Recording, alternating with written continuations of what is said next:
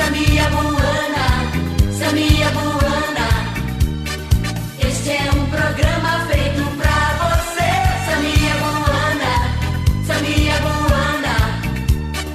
Ele é seu amigo pra valer. Gente, estamos juntos mais uma vez e agora com a beleza do canal do YouTube. Você acessa Café com Samir no YouTube e você vê meu programa. Todo dia tem um programa novo, você tem a facilidade muito diferente da televisão. Você me vê a hora que você quiser, de manhã, de tarde, de noite, de madrugada. Acessou o Café com Samir no YouTube, o programa aparece. E todo dia às 7 da manhã a gente muda o programa, entra um programa novo, inédito, diferente, que fica 24 horas, fica até o outro dia. E se você perdeu o anterior, está lá também no YouTube, é só acessar que você assiste o programa. É uma diferença enorme. Isso é por conta do progresso, do avanço, da tecnologia. Estamos vivendo o século XXI, né? Eu me lembro que quando eu comecei em rádio, era tudo muito difícil. Hoje você sintoniza uma emissora que tem internacional e cheia de pontinhos verdes no mapa mundi. Você escuta qualquer rádio em qualquer lugar do mundo com a qualidade de som de primeira. Isso naquela época, você queria escutar uma rádio em João Pessoa, era muito difícil. Em Maceió era difícil. Quanto mais ouvir uma rádio na Argentina, no Chile, nos Estados Unidos, no Canadá. Graças a Deus o mundo está evoluindo, né? E quem precisa evoluir muito é o ser humano, somos nós. Então, para você, bom dia, boa tarde, boa noite, boa madrugada, uma ternurinha. Dizem que o cidadão conseguiu falar com Deus, não sei por que cargas d'água. Um cidadão, um homem, conseguiu falar com Deus no telefone. Disse: Deus, pois não, dá para fazer uma pergunta para o senhor? Faça, meu filho. Para o senhor, o que representa 1 milhão de anos? Deus disse: 1 milhão de anos, para mim, é 1 segundo. Aí o cara disse: posso fazer mais uma pergunta? Disse: faça, meu filho. Deus, o que representa para o senhor 1 milhão de dólares? 1 milhão de dólares, meu filho, é 1 centavo. Aí ele disse: então vou fazer a terceira e última pergunta, e é um pedido. Faça, meu filho.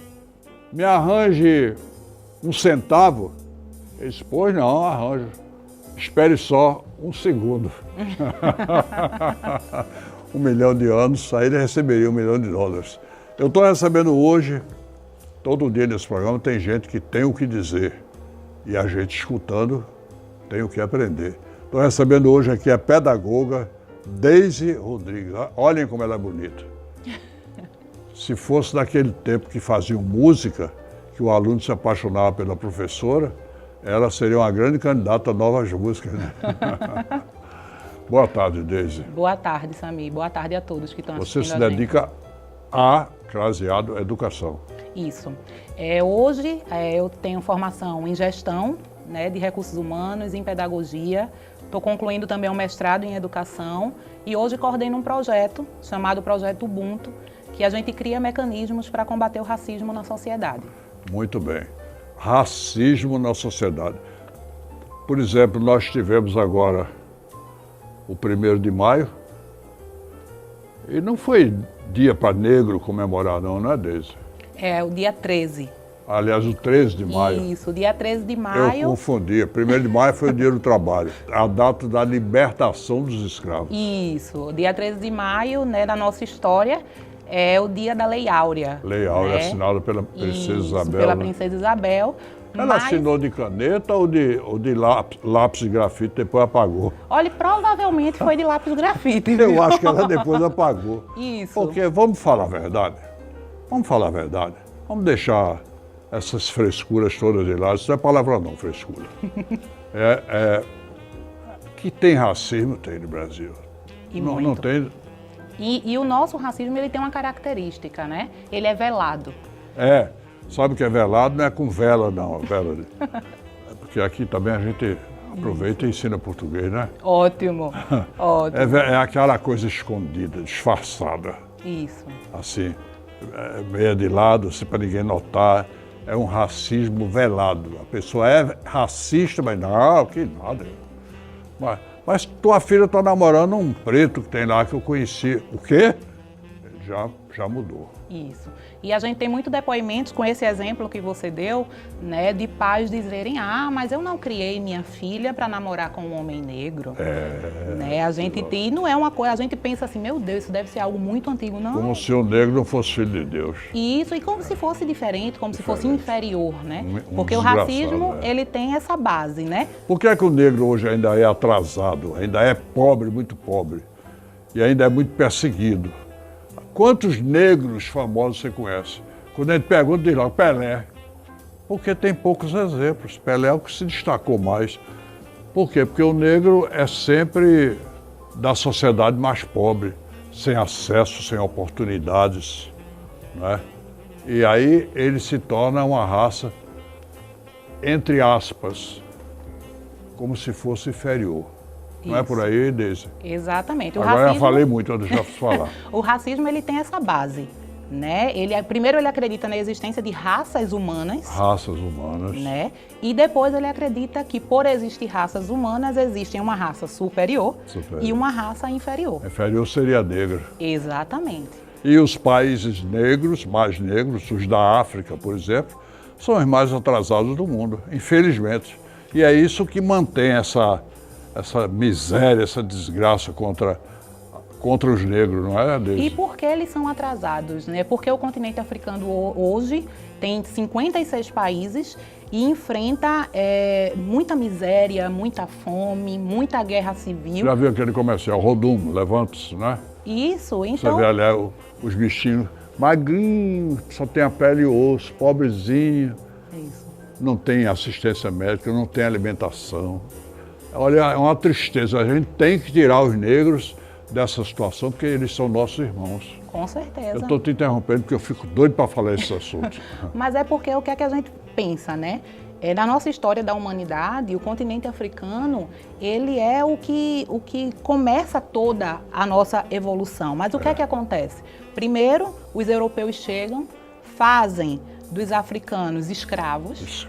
Né? Então você mata milhões, né? Você acaba de fato um continente. Mandou os negros para o Brasil. Isso, para as Américas, né? Para outros países. Nos porões dos navios, em condições humilhantes. Subhumanas, né? Em um espaço que caberia 30 pessoas, se colocavam 300. Está aparecendo hoje as nossas penitenciárias. Exatamente, mas é o reflexo, né? Uma das coisas que a gente conversa muito e pede para que as pessoas reflitam é que quando acontece a abolição da escravatura, os negros eles saem das senzalas para os presídios. Eles saem das senzalas para as favelas. Então, majoritariamente hoje, quem é que faz parte da nossa favela, né? Quem é a população predominante? Negra. Quem é a população predominante nos presídios? Negros. Né? Porque o que é que acontece? A abolição ela acontece em 1888 e quando é em 1890, eles fazem o primeiro Código Penal brasileiro. E aí o que é que ele criminalizava? A capoeira. E a vadiagem. O que seria a vadiagem? Se você estivesse andando na rua a esmo, sem documento... Era vadio. Você iria preso. Preso. Então, 2 anos depois de abolir a escravatura, é óbvio que muitos negros recém-libertos não tinham documentos, não tinham casas. Mesmo. Isso é um reflexo do que a gente tem hoje. Nós temos que lutar contra isso, porque nós somos uma raça miscigenada, né? Dizia o doutor Gilberto Freire. Nós não somos brancos. Vamos acabar com essa frescura, que tem muito branco que é negro. Porque é branco e tem o cabelo puxadinho, não é verdade? Isso. Cabelo crespo. Alisando o cabelo, botando não sei o quê. Então nós somos irmãos, a gente tem que se dar as mãos, tem que se unir, tem que lutar pela raça humana, senão esse mundo não prospera. Prospera na ciência, na tecnologia, no conhecimento humano, na filosofia, na sociologia, mas não prospera no relacionamento humano. Você vai para o teatro, aí se senta um negro, que às vezes tem mais dinheiro do que o branco que está sentado, tem mais inteligência que o branco, é um espírito mais evoluído que o espírito branco, mas quando ele se senta, o branco faz assim, é assim que ele faz. Como se perguntasse, o que é que você está fazendo aqui, né? Por que não sentou uma outra pessoa aqui? Isso. Tem que acabar com isso. Deus não gosta disso, concorda disso? Completamente, completamente. E um dos pilares, né, já que você falou do cabelo pichain, do cabelo crespo, um dos pilares que sustentam o racismo no nosso país é a estética. A estética. Né? Então, o cabelo crespo, quando a gente está falando cabelo crespo, normalmente a gente diz que é um cabelo ruim. Né? Eu falei pichain porque é o popular. Bom. Não, mas existe de fato o tipo cabelo pichain. Existe. Tem. Mas eu falando pela conotação do cabelo ruim, do cabelo bom, que muitas vezes a gente fala sobre isso, né? Então, bom ou ruim é uma característica, é algo relacionado a caráter, né? Às vezes é mais bonito que um branco. Cabelo. Às vezes um desse é mais bonito que um branco que tem um cabelo liso. Exato, porque cada um tem a sua beleza, né? Inclusive, o projeto Ubuntu vai estar promovendo um desfile esse mês, né? Que é um evento que a gente chama de Intervenção Fashion, que a gente vai exaltar a beleza da população negra. Muito bem. Então, ele vai acontecer no Paço Alfândega, no dia 25, é um evento gratuito. Então, fica o convite, né, aberto. Dia 25? Dia 25 de maio. De maio, no Paço Alfândega. Dia 25 de maio é o Dia da África. É o dia que se comemora o Dia da África. E aí a gente vai estar promovendo esse desfile com estilistas africanos, né, com estilistas que trabalham com tecidos. Isso é um evento maravilhoso. Isso. Dia 25 de maio, no Paço Alfândega, no Recife Antigo. Vai ser um evento incrível que a gente quer o quê? Que se acabe essa questão dos paradigmas, né, que a gente coloca de beleza, né, que você tem que ser branca, você tem que ter o cabelo loiro, você tem que ter o cabelo liso, mas que cada um tem a sua beleza. Então nós vamos ter modelos altos, magros, gordos, baixos. A gente vai ter modelos, né, de todos os tamanhos e tipos para que a gente esteja justamente discutindo sobre isso e fazendo você refletir e combater o racismo, né, que é a nossa principal causa. Muito bom isso. O Brasil será mais feliz no dia que acabar com o racismo. Porque ele existe, como disse a professora Deise Rodrigues, e existe uma forma velada, disfarçada. Poucos têm coragem de dizer que não gosta, que não admira, que não simpatiza, que é contra, porque há os que dizem isso, confessam. Mas a maioria é aquela coisa escondidinha, não é, Deise? Isso, justamente esse é o conceito do racismo velado. O racista, ele é sempre outra pessoa, né? Se a gente for perguntar diretamente, você é racista? Não. Ninguém normalmente vai dizer que é. Mas se eu perguntar se você conhece, vai dizer, conheço. Né? Então, o racista, ele é sempre outra pessoa. Ele próprio se conhece. Isso. Então, assim, quando a gente não admite, eu uso muito o exemplo dos alcoólicos anônimos, por exemplo. Ele só começa a evoluir, a sair desse processo quando ele assume. Quando ele toma consciência. Quando ele toma consciência. Ele diz, eu sou dependente de bebida alcoólica. Isso. Existe, inclusive... Aí é o caminho para ele se redimir. Exato, porque a partir do momento... Enquanto não chegar nesse estágio, ele não vai se recuperar. Você não consegue dialogar. Né? Tem um pastor, inclusive, nos Estados Unidos, que ele faz esses mesmos 12 passos que a gente tem nos alcoólicos anônimos para a questão racial. Então ele faz uma roda, feito tem nos Alcoólicos Anônimos, e diz, e começa assim, meu nome é Deise, eu sou racista. E a partir do momento que você assume que você é, a gente começa a trabalhar isso em você.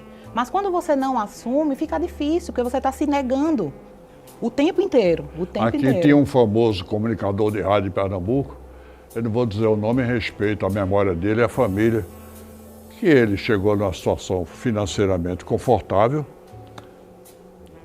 foi tinha programa de rádio em Pernambuco, e ele ficou bem, comprou naquela época um carro de luxo chamado Landau, bem grandão, macio.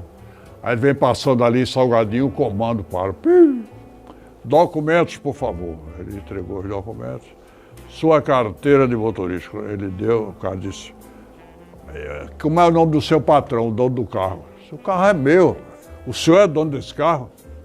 Veja que assinte, que agressão, não é? Exato. E isso é muito recorrente. Muito recorrente, né? A gente costuma dizer, mas no Brasil é muito difícil a gente saber quem é negro, mas a polícia, ela sabe quem é. Ela sabe. Ela sabe. Então, assim, e isso vem de muito tempo atrás. E como geralmente quem está na polícia veio do povo, não veio de nenhuma família rica, que mora numa cobertura da Avenida Boa Viagem, o policial veio do povo, então ele já traz também com ele aquela parcela de racismo que tem dentro dele, que ele aprendeu na própria comunidade, não é verdade isso? Isso, o racismo, a cultura racista, ela é incutida na gente diariamente, né? Se eu for perguntar, você é racista? Não, mas quando você está na rua e você vê uma pessoa negra, a tendência, dependendo se a rua estiver escura, está tarde, você tem medo. Tem uma né? música gravada pelo cantor Paulo Diniz, meu amigo querido, estou até com saudade dele, que ele diz assim, malandro era São Benedito, que era preto e foi santo. Né? Quer dizer, porque ele era preto, podia ser santo, era um malandro. Mas é Até isso. na música você encontra. Muito, a gente tem muitas letras racistas, né, que fazem justamente, que são os estereótipos, né, que a gente cria do bandido, né, então isso é, logo no iniciozinho do século XX, essa é uma teoria que a gente chama de teoria da antropologia criminal, em que esse pensador, Lombroso, que é um italiano... Lombroso. Ele criou... Ele defendeu a tese que o criminoso demonstrava isso pelo rosto, né? Isso. O crime era algo biológico. Biológico. Existiam pessoas que nasciam propensas a serem criminosos. O crime não era algo social. Né? Então, quais são as características do propenso criminoso? Né? Homens de nariz largo, de pele escura. Então, são características de um homem negro. Chamado nariz de panela. Isso. Lombroso. Todo mundo que estuda direito tem que passar pelo Lombroso. Isso, e uma das primeiras faculdades que aderiu a essa teoria de Lombroso foi a Faculdade de Recife de Direito. Recife. E aí, essas características do propenso bandido, ela vai para as delegacias, e aí é quando a gente vê até hoje quem é perseguido, quem é parado. Pedagoga Deise Rodrigues, vamos reforçar a lembrança a quem está nos assistindo, e é o mundo todo, mas pelo menos quem mora no Recife, no Grande Recife, que no dia 25 de maio, no shopping Paço Alfândega, no Recife Antigo, gratuitamente, não paga nada para entrar, paga nada. Não paga. Vai haver. Isso, é o evento Intervenção Fashion. Ele acontece a partir das 16 horas e a gente vai estar exaltando a beleza da população negra, vai ter workshop, vai ter buffet, vai ser um evento muito interessante e que a gente tem como foco principal combater o racismo. Eu vou dizer uma coisa aqui, quem discordar de mim eu respeito. Eu acho que o presidente Bolsonaro não foi feliz até agora com os 2 ministros da educação que escolheu, não foi. Nem com aquele primeiro, que falava gringo, nem com esse que está lá agora. Parece ser uma pessoa apagada. O outro... Se você fosse ministro da educação, a educação no Brasil deve mudar. Eu defendo uma tese que a gente estuda muita cultura inútil. Hoje o mundo avançou. Certas coisas que eu estudei quando eu fiz o ginásio, naquela época havia ginásio. Eu não precisaria estudar hoje, porque eu vou no Google, o Google me diz tudo com detalhe. Então, você não acha que deveriam mudar a conceituação, o miolo das disciplinas, das matérias? Isso, muito. Isso, inclusive, é algo que os estudantes reclamam muito. Eu vou usar isso para quê? Para quê? Para que eu estou aprendendo isso? Eu me lasquei, para usar a expressão bem popular que o povo usa, com matemática, aprendendo coisas que hoje eu nunca precisei usar, até hoje, nenhuma vez. E se eu precisar, a maquininha faz para mim. Não é incrível isso? Mas é justamente a gente dar um sentido para aquilo que a gente está ensinando para os estudantes. O que é que a gente vê hoje? Muito conteúdo que o estudante não sabe para quê, não sabe aonde vai aplicar e a gente não consegue trazer a realidade dele para dentro da sala de aula.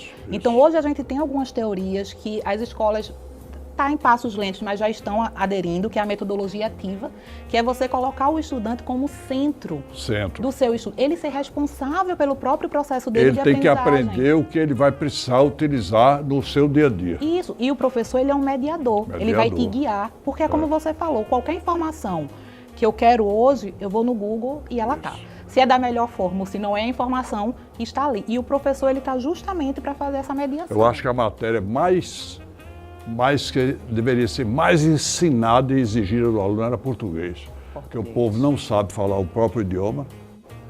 Há uma deficiência muito grande, por isso que hoje, quem não sabe as palavras adequadas termina dizendo porra. Porra substitui um bocado de palavra.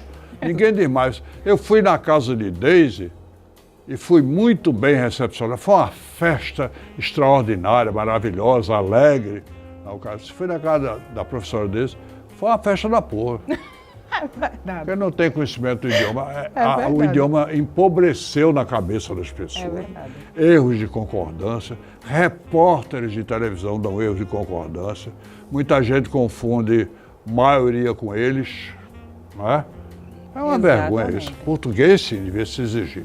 É verdade. Foi um prazer recebê-la, viu? Eu agradeço demais o E convite. você vai voltar para outros programas para a gente discutir mais essa área de educação Ai, ótimo. e Com do certeza. projeto que você coordena. Isso, o projeto Ubuntu, que está aí dentro das escolas, dentro das empresas também, que a gente precisa estar cada dia mais debatendo sobre isso. Vamos fazer um programa sobre ele. Com certeza. Muito obrigado. Obrigada, Um abraço e uma ternurinha para os seus pais. Pode deixar que eu mando sim. Uma Obrigada. ternurinha para todo mundo. Até o próximo programa, viu? Foi muito bom estar com vocês e que Papai do Céu lhe abençoe. Valeu.